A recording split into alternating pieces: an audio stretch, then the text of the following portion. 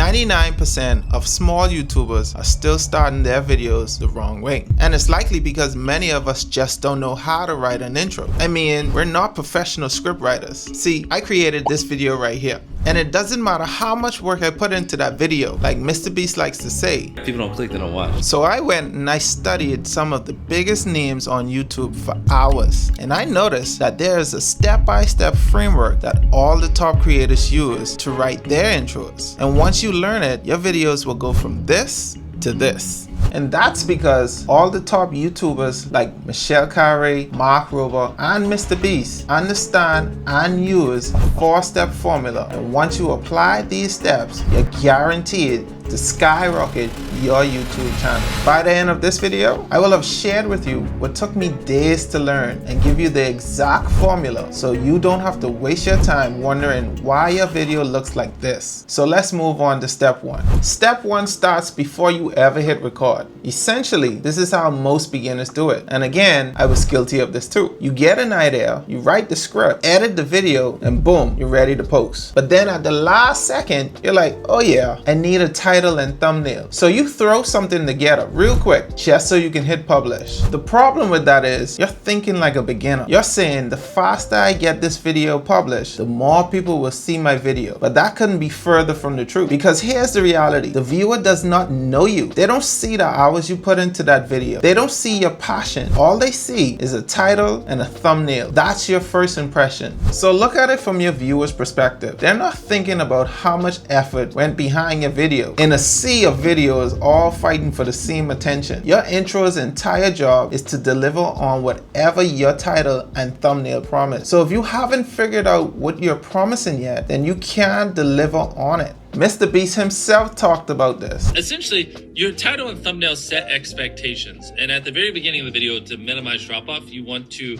assure them that those expectations are being met. Your packaging sets their expectation. And from the very first second, your viewer is checking whether you're making good on that expectation, which means the title and the thumbnail cannot be an afterthought. It has to be the starting point. Focus on that first, everything else follows. Because as a beginner, you want to find ways to create attention for yourself, even if it takes a few days to land on the right one. The time is worth it, because if people aren't clicking, nothing else matters. Once you locked in a title and thumbnail that makes people want to click, here's how to keep them from leaving. Now pay attention to this, because this is very important for your video. The first 5 seconds is where you lose the most people. Not in the middle, not at the end, but right from the jump. And the reason is simple. People are deciding in real time if they made the right choice by clicking on your video. But if you can master attention in the first 5 seconds, it's almost guaranteed that your attention for the rest of the video will increase. And how to do that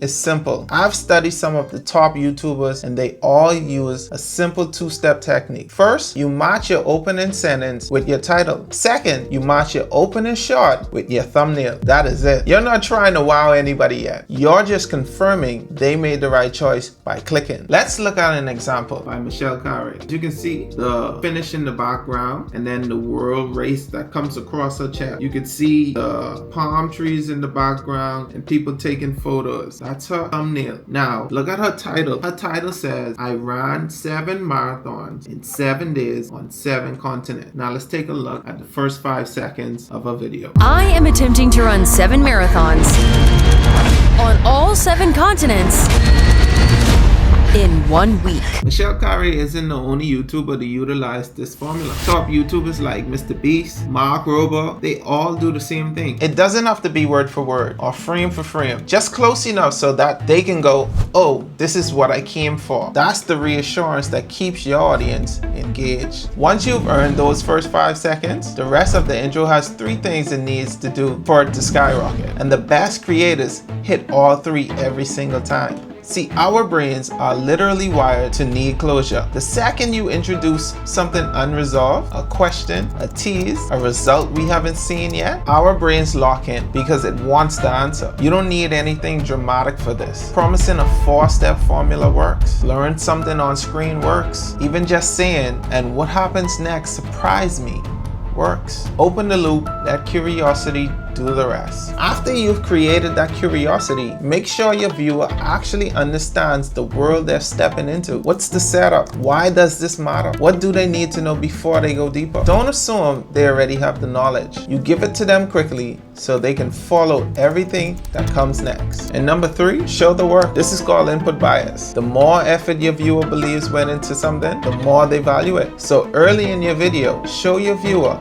that you put in real work. The more they see that, the more invested they become. Here's something nobody tells you about. You don't need a big budget or some wild concept to pull this off. Telling your viewer you spent a week researching this topic, that's input bias. Showing your notes, your process, your prep, that's input bias. Use what you got. Now you got everything you need to skyrocket your intro. The last step is simply putting it all together the right way. But before we do so, these steps may sound confusing at first. As a beginner, I wish I had someone to walk me through this process so I could skip the nights going to bed after putting so much work into a video, to waking up to see no viewers, to go all day and see no new subscribers. That's one of the worst feelings in the world. You almost feel like you're never going to make it as a YouTuber because growth is just so slow. It almost feels like it's going to take 100 years to get 1,000 subscribers. But after applying this framework that I notice all the top creators do, this video has no choice but to gain me maybe 10 or 20 or even 100 subscribers. So I'm going to study the formulas, watch the framework, and tell you about it. Because once you master the fundamentals, your YouTube channel will take off, and then you will know that it wasn't some complicated process everybody tries to make it out to be. Having the right content isn't enough on its own. How you present it is what makes the difference between a video people finish and the one they click away from. 2 things separate good intros from great ones: show, don't tell, and pacing. Show, don't tell means whenever you're explaining something, there should be something on the screen making that point visually, not just you talking, something your viewer can actually see. And this matters more than people realize, because a lot of people are going to stumble onto your video through autoplay with the sound completely off. Your visuals need to be compelling enough to pull them in before they even hear a word you say. Go through your script